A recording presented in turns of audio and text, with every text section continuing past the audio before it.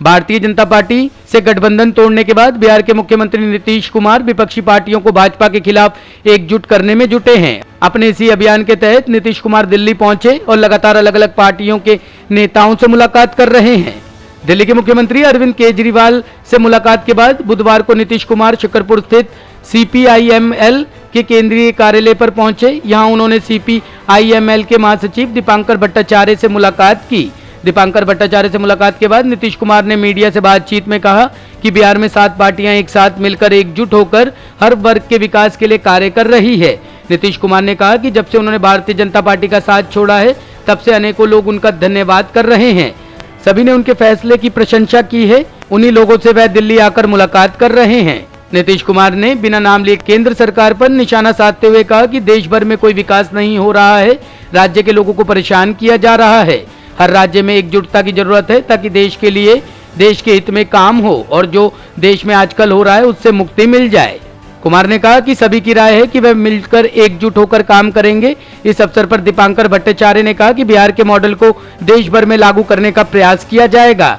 जिस तरीके से बिहार में सभी विपक्षी पार्टियां बीजेपी के खिलाफ एकजुट हुई है, उसी तरीके से देश के स्तर पर एकजुट हो। दीपांकर भट्टाचार्य ने कहा कि नीतीश कुमार के लिए मेहनत कर रहे हैं और ये मेहनत जरूर रंग लाएगी। दीपांकर जी, बिहार के मुख्यमंत्री नीतीश कुमार जी दिल्ली दौरे पर हैं। कल केजरीवाल से मिले थे, आज वो आपसे मिले, घंटे भर बात हुई। क्या बातचीत हुई उनसे, क्या संभावनाएं आगे की बताइए। देखिए, नीतीश जी से पटना में भी मुलाकात हुई थी, तो पटना में जब मुलाकात हुई जाहिर सी बात है कि उसमें बिहार की बात ज़्यादा हुई। अब दिल्ली में मुलाकात हुई तो दिल्ली में देश की बात ज़्यादा हुई, लेकिन बिहार की भी कुछ बातें हुई। और नीतीश जी, मैं आपको बता दूं कि 2005 में भी यहाँ आए थे, जिस समय बिहार में त्रिशंकु विधानसभा थी। उस समय भी हम लोगों ने नीतीश जी से ही आग्रह किया था कि भारतीय जनता पार्टी का साथ छोड़िए और वामपंथियों, देश के अंदर समाजवादी धारा के लोग, सब लोग मिल करके, कांग्रेस, सब मिल करके बिहार को एक विकल्प दें। तो उस समय तो बात बनी नहीं। अब 17 साल बाद नीतीश जी को भी अब महसूस हो रहा है कि भारतीय जनता पार्टी के साथ रह करके कोई बात हो नहीं सकती। तो आज वो संभावना बनी है। तो नीतीश जी भी याद कर रहे थे कि 5 में भी इसी ऑफिस में आए थे और आज 22 में आए हैं। तो हमें लगता है कि आज की स्थिति दूसरी है। देश के पैमाने पर व्यापक विपक्षी एकता चाहिए। नीतीश जी मिल रहे हैं, सबसे मिल रहे हैं और अच्छा रिस्पांस उनको मिला। आपने देखा कि तेलंगाना के मुख्यमंत्री बिहार गए थे, तो देश में एक उम्मीद जगी है कि बिहार वाला जो फार्मूला है वो पूरे देश का बने, बिहार वाला जो प्रयोग है वो पूरे देश के स्तर पर प्रयोग हो।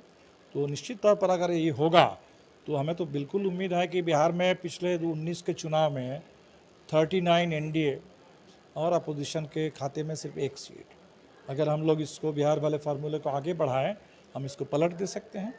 और बिहार में चीज़ें उलट जाए तो पूरे देश के स्तर पर जो सत्ता का घमंड है कि एक ही पार्टी रहेगी और 40 साल 50 साल राज करेंगे, तो इन घमंडियों को करारा जवाब जैसे बिहार ने दिया, हिंदुस्तान दे देगा।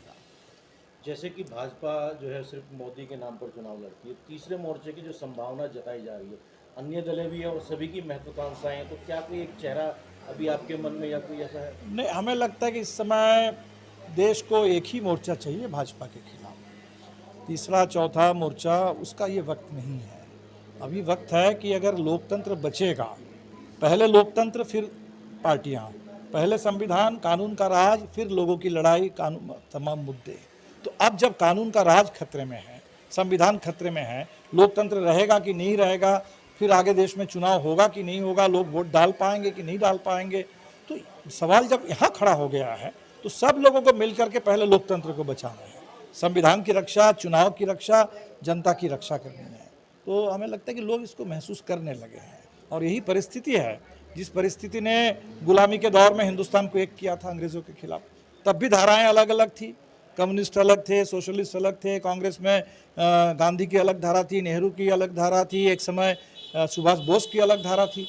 तो धाराएं अलग अलग रहती हैं, अलग अलग विचारधारा है, लेकिन तमाम विचारधारा एक जगह आकर के मिल जाती है कभी कभी एक बड़े मकसद के लिए। तो जैसे आज़ादी के दौर में ये मकसद था, जैसे आपातकाल के खिलाफ हिंदुस्तान एक हुआ था, तो वैसे ही आज जो अघोषित स्थायी आपातकाल है, तो इसके खिलाफ भी हिंदुस्तान एक होगा। दिल्ली में आम आदमी पार्टी ने सीधे तौर पर कहा है कि 2024 का चुनाव भाजपा और केजरीवाल जी के यानी कि ईमानदारी के उसमें होगा। उसके बाद आप क्या समझते हैं कि तीसरे मोर्चे पर अगर एक चेहरे की बात करें तो क्या अलग अलग दलों की ये क्या दिक्कत नहीं होगी? नहीं, हमें लगता है कि देखिए अलायंस भी तो बहुत तरह के बनते हैं, कुछ चुनाव से पहले बनते हैं, कुछ चुनाव के बाद बनते हैं। तो हो सकता है आम आदमी पार्टी को अगर लगे कि दिल्ली की लड़ाई आम आदमी पार्टी बनाम भारतीय जनता पार्टी की है, तो बिल्कुल हमें लगता है कि इसमें कोई बहुत दो राय नहीं होगी शायद। लेकिन पूरे देश की लड़ाई, तो देश तो इतना बड़ा है और उसमें अलग अलग प्रदेश हैं, अलग अलग धारा है, अलग अलग पार्टियां हैं। इसीलिए जो देश के पैमाने पर जब बात होगी तो अलग अलग धारा के लोग मिल करके, इसीलिए वहाँ तो व्यापकतम विपक्षी एकता चाहिए। और हमें लगता है कि आम आदमी पार्टी को भी शायद ये मालूम है, क्योंकि अभी जो राष्ट्रपति का चुनाव हुआ था, राष्ट्रपति चुनाव में आम आदमी पार्टी ने यशवंत सिन्हा जो विपक्ष के उम्मीदवार थे उनको वोट दिया।